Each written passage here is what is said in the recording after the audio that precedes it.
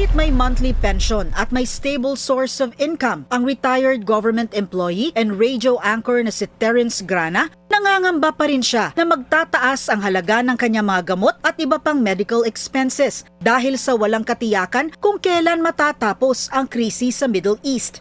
Kakakabit lang ng pacemaker ni Terence at 10 iba't ibang uri ng gamot ang kanyang maintenance na iniinom araw-araw para sa kanyang puso. Kung magdadagdag ka lang ng 50% of the 900, that's already almost malaki na rin yun.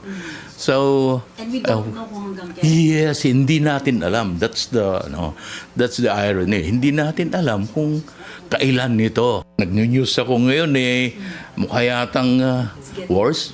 Hindi tayo nakarinig na nag-increase yung pension ng mga retirees, di ba? So, parang constant yan mag-i-increase lahat. Yung pension mo, constant.